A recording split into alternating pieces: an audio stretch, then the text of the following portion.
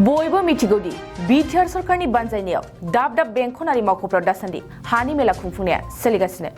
बे हा मेलानि गेजेरजों दिनैसिम गोबां रायजो राजाफ्रा गाव गावनि हाजों सोमोन्दो थानाय गोबां हाबाफोरखौ मावफुंनानै लाबाय। नाथाय गोबाङानो दाब दाब जायगायाव माइ हानाय बोथोरखाय सम गोरोबैयाव हा मेलानि गेजेरजों हानि खामानिखौ मावनानै लानो हायाखै आरो माखासे जायगायाव रायजो राजाफ्रा बेनि सायाव एसेबो गुमुर मोनाखै। बेखौनो नोजोर बोनानै चिरां जिल्ला ट्राइबेल संघ रायजो राजाफोरखौ लानानै हानि मेलानि सायाव सावरायदों। चिरां सिडली ब्लकनि सिङाव थानाय आलसिया बाजारनि गेजेर फरायसालियाव बे सावरायनायखौ लानाय जायो। हाबाफारियावनो हानि जेंनाखौनो लानानै हा मेलानि गेजेरजों माबोरै सुस्रांजायो बेनि सायाव गुवारै सावरायनाय जायो। मख'नो गोनांदि गोबां रायजो राजाफोरनि सम थासारिजों गोरोबैयाव हानि मेलाखौ मावफुंनानै लानो हायैखौ नोजोर बोनानै हा मेलाखौ बिटिआर सरकारा फिन 2023 इं जानुवारि दाननि 3निफ्राय 13 खालारसिम खुंफुंनायनि थांखि लायो। स्पेसियेलि जोङो बिटिआर पार्टआव लेन्ड मेला बिनि सायाव रायजो राजाफोरखौ सांग्रांथि खालायनो थाखाय अल आसाम ट्राइबेल संघआ सेन्ट्रेल कमिटियानो मोनसे सिद्धान्त लादों जे बिटिसिनि बा 6 सिड्युलनि बाहेरानि जिथु एरिया बेवहाय आसाम गभर्नमेन्टआ मिशन बसुन्धरा 2.0 मोनसे लन्च खालायदों। बे मथै खिलन्जिया जनगोष्ठीफोरनि जिथुनाखि हा हुनि समस्या बेखौ समाधान खालायनो थाखाय दरखास्त होदों आरो बेबायदिनो सल्भ जालांगासिनो दङ। किन्तु बे मिशन बसुन्धरा 2.0आ 6 सिड्युल एरियायाव प्रযোज्य नङा, एप्लिकेबल नङा। दा बिनिखायनो जोङो थांनाय अक्ट'बर दाननि 24 तारिखआव जोंनि बिटिसिनि चिफ मानगोनां प्रमद बर' बिथांनो आरो बिटिसिनि मानगोनां इएम रन्जित बसुमतारीनो स्पेसियेलि ट्राइबेलफोरनि हा हुनि सोमोन्दै समस्याफोरखौ माबानानै सेबखांनानै जों मेम'रेन्डाम होदोंमोन। दा मेम'रेन्डाम होनायनि उनाव बिथांमोना खुब सम्भब ट्राइबेलफोरनि बा बिटिसिनि हानि समस्याखौ समाधान खालायनो थांनाय 12 तारिखनिफ्राय समफोर 22 तारिखसिम लेन्ड मेला बानायदों। दा बे लेन्ड मेलायाव जोंनि ट्राइबेल माहारिनि सुबुंफ्रा सांग्रां जानानै बाहागो लानांगौ, बेखौनो जोङो एवारनेस खालायनानै दिनै सावरायनाय जादों। सोमजिनांगौ बायदि मोनाखै। जुदि सोमजियोब्ला जोंनि अल आसाम ट्राइबेल संघआ जिल्ला साब डिभिजन सिभिल बे एरियाखौ लानानै जिल्ला कमिटि दङ आरो मोनसे मोनसे भिसिडिसि एरियाखौ लानानै मोनफा मोनफा प्राइमारि कमिटि दं। सोरबा साधारन पाब्लिकआ जुदि माबा मोनसे उसुबिदा मोनदोंब्ला जोंनि कर्मिफोरनाव जुदि फैनानै एसे हेल्प बियोब्ला जोंनि कर्मिफ्रा बेखौ हेल्प खालामगोन। आरो बेवहाय जों दा मिथिनानै मोन्दों दिनैनि मेलावबो बे माबाया जादों, प्रश्नआ फैदों। बिथांमोना अकल 10 दिननि थाखाय बे प्रग्रामखौ लादों। जों दा बेखौ पाब्लिकफोरनि जिथुनाखि अपिनियन, किसुमान डकुमेन्टस कालेक्ट खालायनायावनो असुबिदा जानानै दं। बहुद पाब्लिकफ्रानो बेवहाय दरखास्त होनो बा एप्लाइ खालायनो हाख'नाय नङा।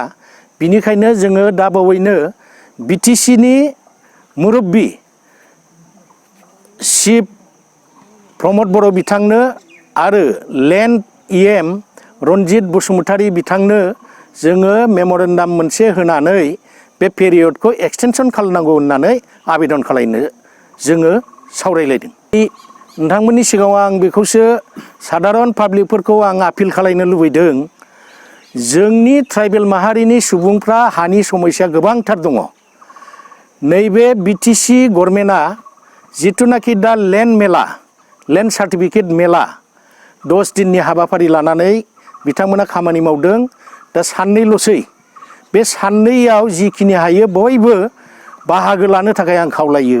आरो जोङो बिटिसि गभर्नमेन्टखौ जोङो खावलायनो नागिरदों बा दाबि खालायनो नागिरदों बेबायदि प्रग्रामखौ अर्थात टटेल ट्राइबेलफोरनि हानि समस्याखौ समाधान खालायनो थाखाय बिथांमोना आसामाव जेरै मिशन बसुन्धरा लानानै मोनसे खामानि मावगासिनो दं, हाबाफारि लानानै मावगासिनो दङ, बे लेखियानो मोनसे आयेन दानानै, स्पेसियेल आयेन दानानै बिटिसि एरियानि बिटिआर एलेखानि हा हुनि समस्याखौ समाधान खालायनो थाखाय एजेन्डा लानो जों खावलायगोन।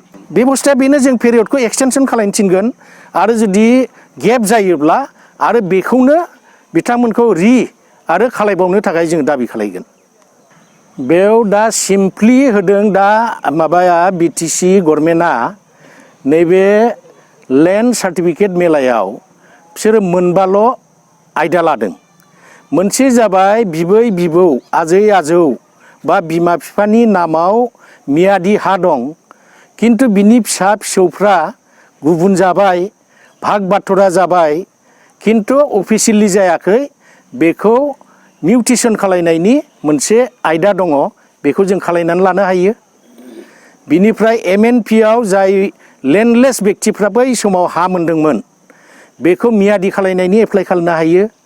जाय बिथांमोननि नामाव एकसनिया जानानै दङ बेखौ पेरियडिक पाट्टानि थाखाय एप्लाइ खालामनो हायो आरो लेन्ड हल्डिं सार्टिफिकेट एप्लाइ खालामनो हागोन आरो सिटा कपि एप्लाइ खालामनो हागोन। बे मोनबा आयदाखौ लानानै बिटिसि सरकारा नैबे लेन्ड मेलाखौ 10 दिननि कार्जसुचि लानानै लन्च खालायदों। दा बेखिनियानो जथेस्थ' नङा, जों बेखौसो बारे बारे बुंगोन जे बे पेरियडखौ एक्सटेनसन खालामनांगौ। गोसो गुदुं गलादारफोरनि थाखाय मोनसे मोजां खौरां।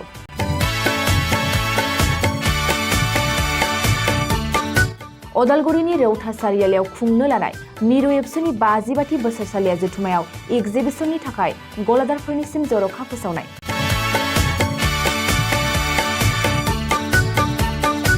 फैगौ 2023 मायथाइनि 26, 27, 28 आरो 29 जानुवारियाव खुंनो लानाय मिरु एबसुनि बोसोरसालिया जथुम्मायावनो बायदि रोखोमनि मुवा बेसादफोरखौ दिन्थिफुंगोन एक्जिबिसन। बे एक्जिबिसनावनो आबादारि, हेन्डलुम, टेक्सटाइल, फिचारि आरो हारिमु बायदि बायदि आयदाफोरखौ दिन्थिफुंनो थांखि लादों बानजाय आफादा।